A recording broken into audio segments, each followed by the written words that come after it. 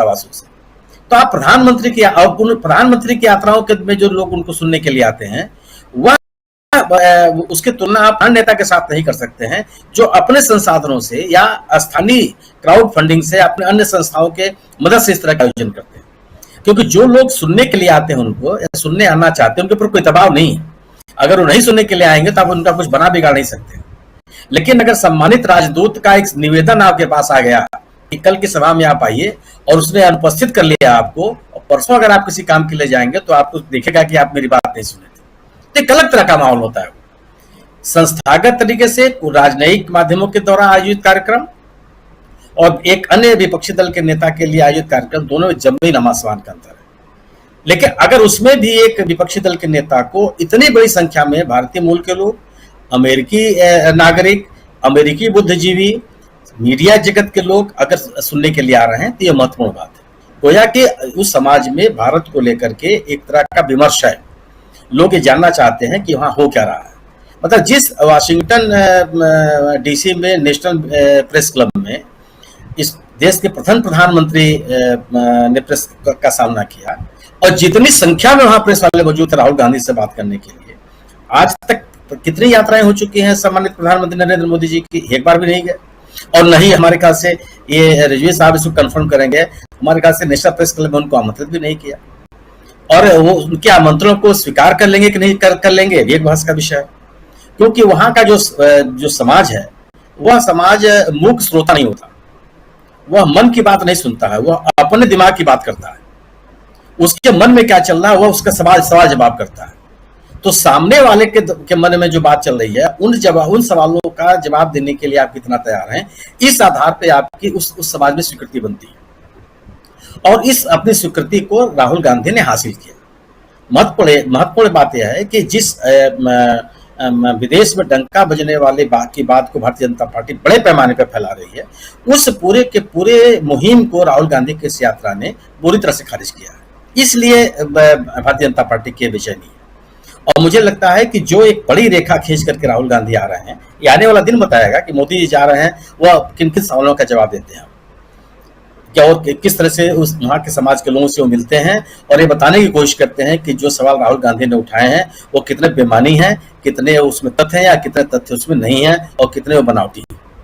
लेकिन ये सवाल जरूर है कि राहुल गांधी ने इस यात्रा के माध्यम से जो सवाल खड़े किए हैं, वो भारतीय जनता सत्तारूढ़ दल के लिए एक बड़ी चुनौती है। क्योंकि जो सवाल खड़ा करती है राहुल गांधी ने, उसका जवाब इस पार्टी नहीं दे रही है। वो केवल एक ही उसका नारा है कि विदेश में जाकर के आप देश को बदनाम कर रहे हैं। एक नई तरह की परिभाषा है। सरकार की आलोचना, देश की आलोचना कैसे हो सकती है, ये तो भारतीय जो देश का सत्तारूढ़ दल है वो बता सकता है। और सरकार की आलोचना अगर आप नहीं कर सकते हैं, करने की आपको अनुमति नहीं है, करने की राजनीतिक माहौल आपके पास नहीं है, तो फिर आपको यह मानना पड़ेगा कि जो लोकतंत्र को लेकर के सवाल राहुल गांधी खड़े कर रहे हैं, उन सवालों में भी कोई ना कोई दम है। जी जी जी, बिल्कुल सही कह रहे हैं आप। कई सारे सवालों में दम, और राहुल गांधी को सवालों के घेरे में लेने की कोशिश क्या, लेकिन क्या बीजेपी खुद सवालों से घिर गई है? जरा समझना चाहते हैं, इसी सवाल के साथ आना चाहता हूं धनंजय कुमार जी आपके पास। क्या लगता है आपको, क्या जो सवाल कर रहे हैं राहुल गांधी, उन्हीं सवालों में घिर गई है, उन्हीं सवालों से घिर गई है बीजेपी, कि उसे सर्टिफिकेट की जरूरत पड़ रही है?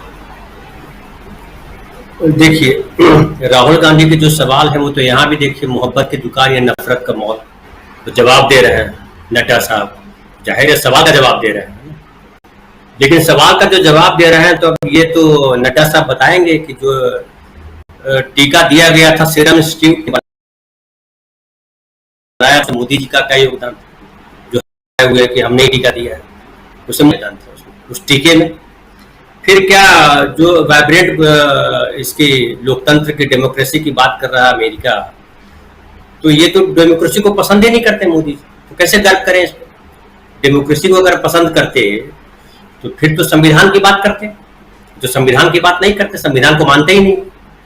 ये तो कह रहे हैं कि हम राजा है, और राजा है, और राजा राम को भी नहीं मानते।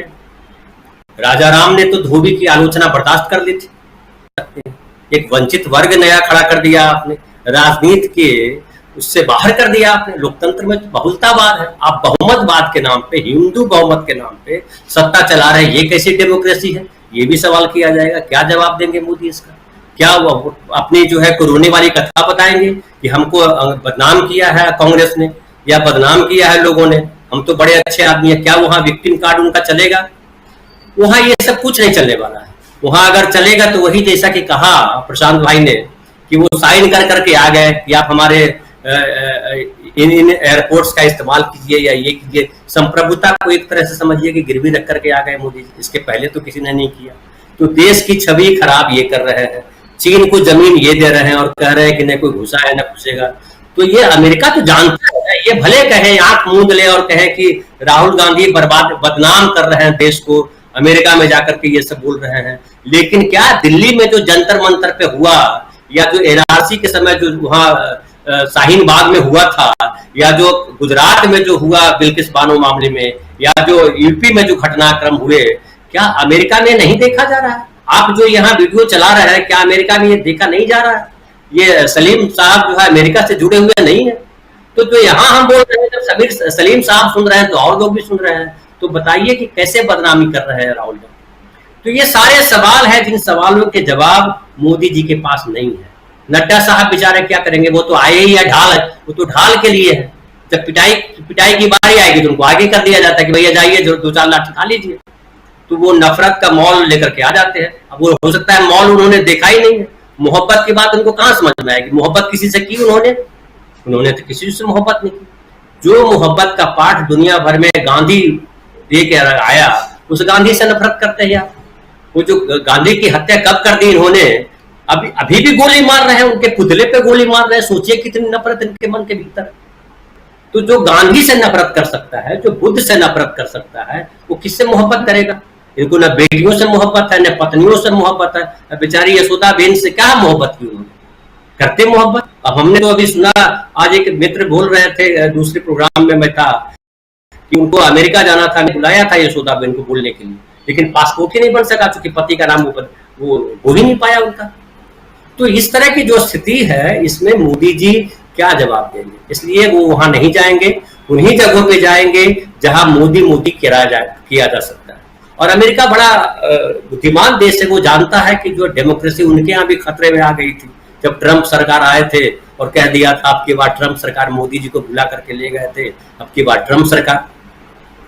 तो डेमोक्रेसी में जो व्यक्ति उदार होता है उसकी सीमाएं किस हद तक होती है, उसको किस हद तक झेलना पड़ता है, ये अमेरिका भी देख चुका है। तो वो जानता है कि भारत में भी अगर लोकतंत्र को वापसी लाना है, लोकतंत्र को सम्मान दिलाना है, तो राहुल गांधी को कितनी मेहनत करनी पड़ेगी और राहुल गांधी किस उम्मीद के तहत है और राहुल गांधी से कितनी उम्मीद है अमेरिका को, वो हम इस बार जो राहुल यात्रा हुई है उस पर हम देख रहे हैं। तो मुझे लगता है राहुल गांधी, अब नड्डा जी उनके पीछे ही चलने वाले हैं। राहुल गांधी के आगे नड्डा जी नहीं जा सकते, मोदी जी को भी उनके पीछे जाना है।